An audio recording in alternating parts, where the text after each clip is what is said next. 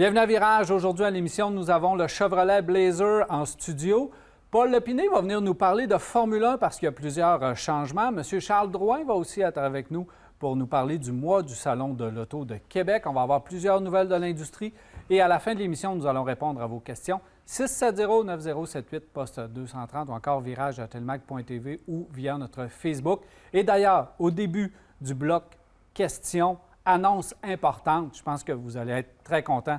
En tout cas, nous, on l'est vraiment. On vous en dit un peu plus long à la fin de l'émission. Jacques, bienvenue. Marc Bouchard, salut. Salut, Daniel. Salut, mon Ça va cher. bien? Vous êtes très bien, merci, oui. Alors, on va parler tout de suite du Chevrolet Blazer. On n'en a pas déjà parlé de ce véhicule-là. Non, on en a parlé longtemps avant de le voir arriver.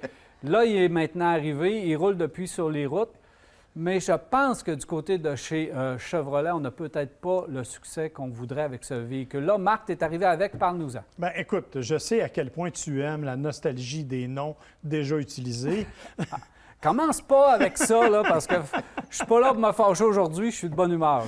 Mais en fait, le nom Blazer, effectivement, tu l'as dit, on en a parlé depuis longtemps. On s'attendait à un véhicule plus énergique, je dirais, plus musclé, plus Fait pour leur dynamique. route, là. Fait Oui, pour oui, leur route. on s'attendait à un aventurier. On nous a livré une Camaro haute sur pattes avec moins de fun de conduite. C'est aussi simple que ça. C'est-à-dire que du point de vue design, je trouve qu'on a très, très bien réussi il est le vraiment véhicule. beau. Il est magnifique, surtout dans la version qu'on a en studio. Je trouve que vraiment, avec les roues noires de grande dimension, les groupes d'options qu'on a mis par-dessus, c'est vraiment un design exceptionnel. La partie avant est super bien faite. C'est vraiment une belle réussite. À l'intérieur, j'ai un petit peu plus de difficulté à qualifier l'intérieur. Je trouve que... La couche, on ne traduira pas ça. Pour... Non, OK. J'essayais d'être poli, puis j'ai pas trouvé la bonne méthode. Wash, c'est peut-être le bon mot. Peut-être pas à ce point-là non plus, mais on a vraiment voulu jouer la carte de certains éléments qui ont l'air un peu vieillots, un peu des matériaux qui sont peut-être pas toujours à la hauteur, une ergonomie qui est des fois un peu absurde. Le plus bel exemple, en fait, ce sont les buses de ventilation, qui sont aussi les boutons pour lever ou baisser la température. Alors, il y a un anneau autour de la buse de ventilation que tu dois tourner vers la gauche ou vers la droite.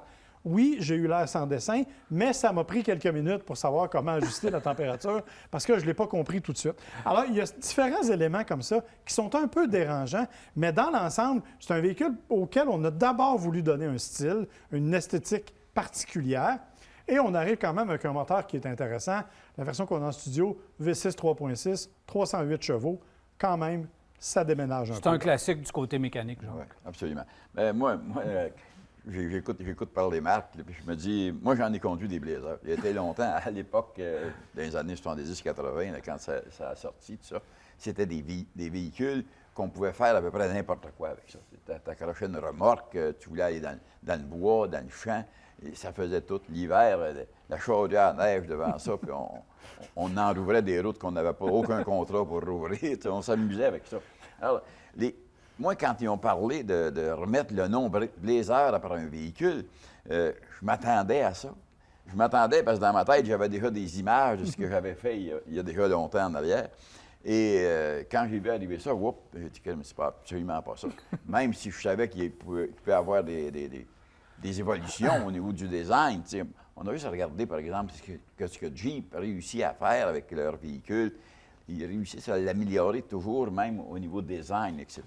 Alors, celui-là, c'est attendu. Si tu arrêtes ça, enlève le nom Blazer, tu dis, bon, GM ont sorti un véhicule qui a un beau look, tout ça, qui est intéressant. Intérieurement, ça, Marc, on passera. Là, on a déjà vu ils en sortent beaucoup plus jolis dans des véhicules fabriqués aujourd'hui. Alors, il y a du travail à faire.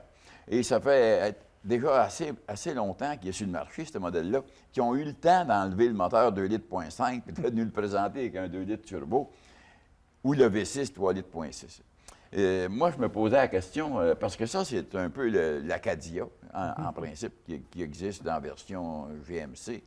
Mais comment ça se fait que ce moteur-là développe 306 chevaux et que l'Acadia a 310? C'est le même véhicule. Alors, je me dis, il y a quelqu'un qui s'est trompé au niveau des chiffres à quelque part. On a voulu jouer peut-être avec le ratio différentiel pour en faire un véhicule un peu plus dynamique. Ouais.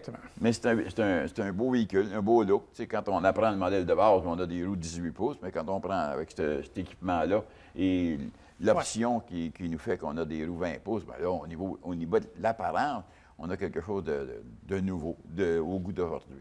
Ben, effectivement. Puis, tu sais, tout à fait plaisir. Tu peux aller dans n'importe quelle épicerie avec ça. Tu peux pas aller Ouais. bien plus loin que ça, mais effectivement, c'est un véhicule qui est d'abord un véhicule urbain.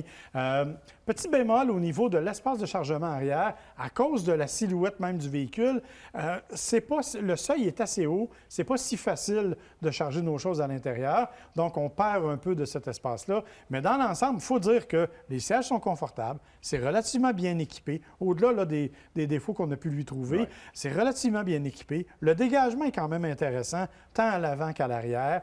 Donc, il y a quand même de très, très bons côtés. C'est quand même un véhicule agréable. Et comme je le dis, c'est un V6. Je sais que toi, Daniel, tu aimes beaucoup le 2 litres turbo chez GM. Là. Oui. Mais moi, je t'avoue que ce véhicule-là, dans la façon dont je l'ai utilisé jusqu'à maintenant, tant sur autoroute qu'en ville, ça répond bien. La transmission est agréable. Tu as un mode sport et un mode manuel dont personne ne se sert. Là. Mais...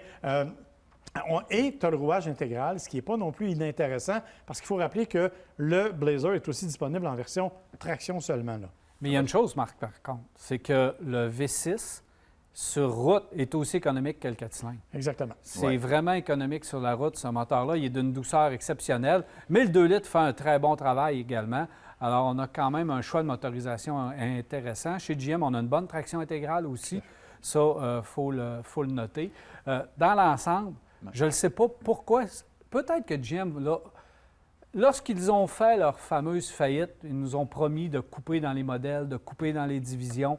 Et là, on a peut-être encore trop de véhicules dans trop de divisions où on en perd un peu notre latin. Parce que ce véhicule-là mériterait d'être plus vendu qu'il ne l'est en réalité.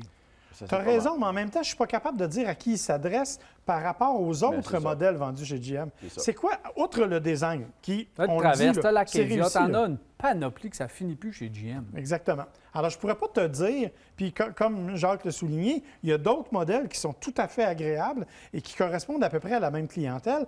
Oui, il est beau, oui, il est stylé, oui, mais pour le prix, on nous promet quelque chose qui n'est pas tout à fait à la hauteur. Je trouve ça, tu sais, là, 42 000 plus transport préparation, là, ça commence à être de l'argent pour un véhicule comme ça. Là. Ouais. Moi, je trouve que, en plus de ça, c'est que si on va dans un modèle plus haut de gamme, bien, on a immédiatement un véhicule à 50 000 et tu peux aller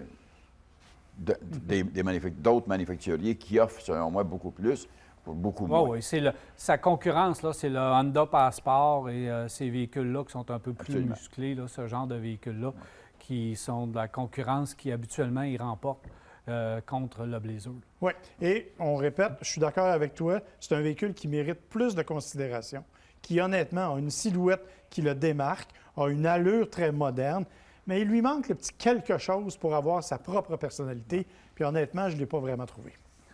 On ne l'a pas non plus au niveau remorquage, parce que c'est quoi, c'est 3800 livres au niveau remorquage. Pas extraordinaire pour la dimension du véhicule. Là, tu sais. Il y a plus que ça dans d'autres petits véhicules qui existent sur le marché actuellement. Ouais. Merci beaucoup, messieurs. Plaisir. Alors, voilà, on s'arrête en virage et on vous revient rester avec nous.